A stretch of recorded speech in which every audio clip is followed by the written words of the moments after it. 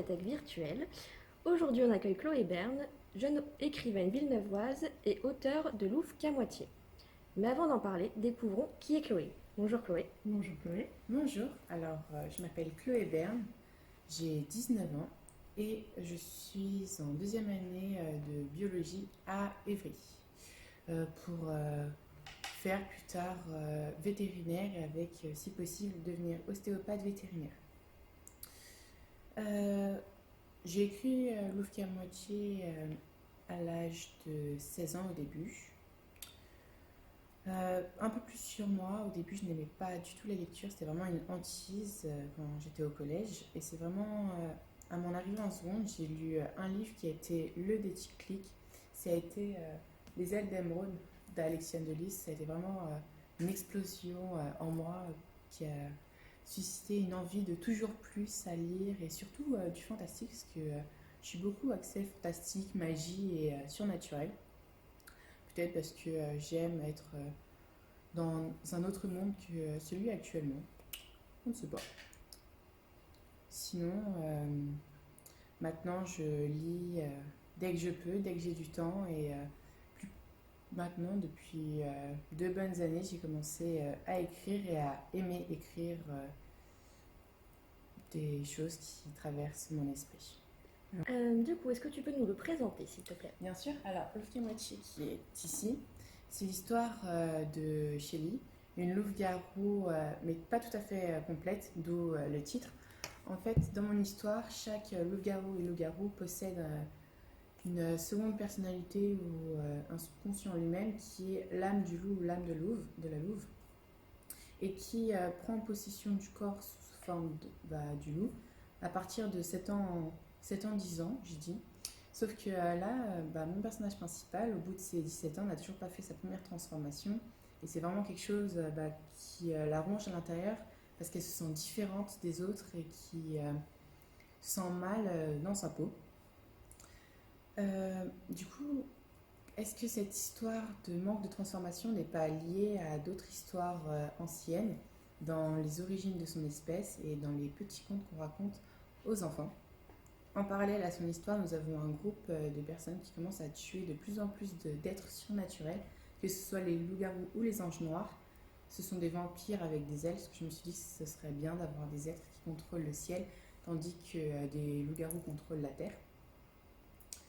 Et en parallèle à ça, le bouquin est fini et j'ai déjà en tête sa suite.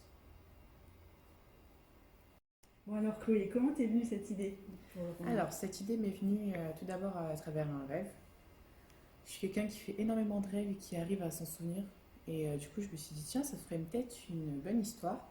Alors, lors d'un voyage au ski, j'ai pris une feuille, un stylo dans le car et j'ai commencé à écrire. En une semaine, j'ai pu boucler 3 petits chapitres.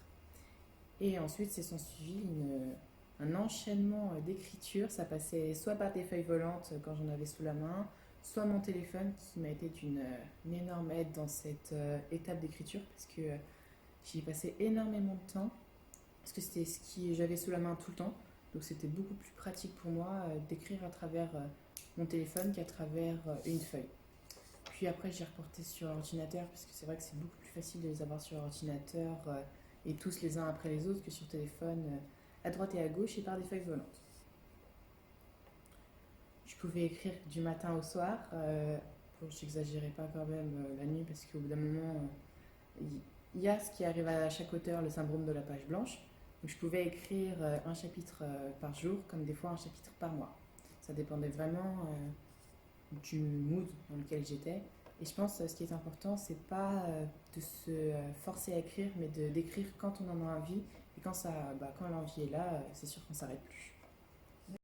Alors, est-ce que tu as des conseils pour celles et ceux qui nous regardent pour se lancer dans l'écriture? Je pense donner en premier, c'est de laisser cours à votre imagination.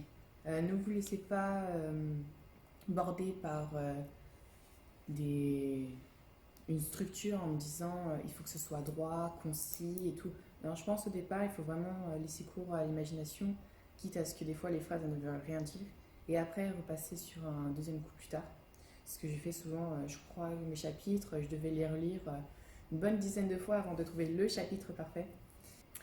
Et pour la chronologie, est-ce que tu t'es perdue ou pas du tout?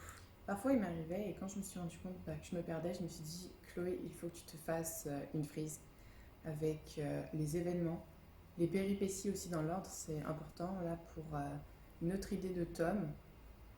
Je me suis fait une frise avec des péripéties en me disant à tel mois je fais telle chose, à tel mois je fais telle chose, avec le temps qui sépare. Pareil pour l'ouvre qu'à moitié j'ai fait ça. Parce que c'est beaucoup plus facile de se repérer et de ne pas se tromper en se disant il y a un mois alors qu'en fait c'était il y a 2 mois. Donc c'est plus facile d'être structuré, je dirais. Et aussi de faire une fiche de personnage. Parce que moi dans l'ouvre qu'à moitié par exemple mes personnages ont des pouvoirs et c'était bien pour moi de faire une fiche avec chaque pouvoir pour ne pas les confondre au fil de l'écriture. Mais aussi de leur trait de personnalité, de leur taille aussi j'ai fait, et de leur description, parce que des fois il se peut qu'en écrivant énormément on peut oublier les personnages très secondaires, comment ils sont, et c'est bien d'avoir cette petite fiche du coup pour se restructurer. Et concernant les personnages, tu t'es inspiré de personnes réelles ou t'as Oui, tout inventé? je me suis impersonnée, déjà rien que le personnage principal de moi, pas que la vie me ressemble, parce que bien sûr j'aurais aimé être une loup-garou, mais ce n'est pas le cas. Du coup oui, je suis bien formée sur mon entourage pour les personnages, parce que c'était plus facile. Donc par exemple, L'Ouvre moitié a été écrit au départ avec Shelly s'appelait Chloé, mais au final je me suis dit bon ça le fait pas trop si en se publiant il s'appelle Chloé, donc je me suis dit Shelly ça se ressemblait bien et ça collait au thème. Ensuite pour les personnages autour, il y a des petites représentations de ma famille et de mes amis, mais sinon c'est vraiment que de l'imagination, mais avec certains traits de ma vie normale et ma vie surnaturelle, je dirais. Ok. J'ai un autre conseil au niveau des dialogues. Ce que je fais maintenant, parce que je suis en train d'écrire d'autres idées de romans, c'est j'écris mon dialogue en entier et après je rajoute des détails entre les dialogues pour que ce soit pas trop compact et pour pas que ça se lise soit trop vite, soit qu'on ait que le dialogue et pas le contexte autour ni le décor. Et alors sur la couverture, c'est Shelly ou c'est Chloé? La couverture c'est Shelly, même si Chloé j'aimerais bien qu'elle y ressemble. Au début je me suis dit j'aimerais vraiment avoir une couverture avec une moitié fille, une moitié loup, vu que c'était qu'à moitié. Et une amie m'a conseillé de faire la fille avec le look qui en ressort et avec les cheveux qui se confondent au niveau de son pelage. Donc je remercie énormément Sophie pour ce dessin qui est vraiment magnifique et qui rend super bien sur mon livre. Et pourquoi avoir décidé de te faire publier? Alors là, c'est une autre amie aussi qui m'a aidée sur cette piste. J'ai publié le début sur une application qui s'appelle Wattpad. C'était pour tous les écrivains qui voulaient se lancer. Et ensuite, cette même amie m'a dit tu as fini ton livre, autant le faire connaître à d'autant plus de personnes. Donc, essaie de trouver une maison d'édition, un éditeur, et vois où ça peut t'amener. De toute façon, c'est toujours ça de fait et qui ne tente rien à rien. Alors, comme tous les jeunes de notre temps, j'étais chez notre ami Google. J'ai marqué tout simplement comment se faire éditer. J'ai reçu pas mal de noms d'auteurs, de maisons d'édition. J'ai cherché, j'ai fait déjà des démarches pour savoir comment ça se passait. C'était simple, il fallait juste que j'envoie mon manuscrit, j'avais une réponse positive ou non, et ensuite c'était à moi de choisir en fonction des différents contrats lequel me plaisait le plus en fonction de différents paramètres qui après vous verrez peut-être si vous faites le même chemin que moi. Et si on veut en savoir plus sur toi ou tes futurs livres, on peut te suivre quelque part sur les réseaux sociaux? Alors on peut me suivre sur Instagram, je suis beaucoup sur Instagram pour ce genre de choses, et dernièrement je viens de publier mon propre blog qui s'appelle Une petite envie de lecture. C'est un blog où je vais mettre mes avis de lecture parce que j'aime partager ma passion et ensuite faire la pub de mon livre L'Ouvre qu'à moitié et après les prochains. Chloé, où peut-on trouver ton livre? Alors, mon livre est disponible dans de grandes surfaces, sur des sites internet, dans des librairies francophones, donc par exemple vous pouvez le retrouver au Canada, et à l'emprunt à la bibliothèque René Fallet. Merci Chloé d'être venue et d'avoir répondu à nos questions. Merci beaucoup Chloé. Merci à vous de m'avoir sollicité. Et retrouvez-nous bientôt dans un prochain Je peux pas, j'ai médiathèque.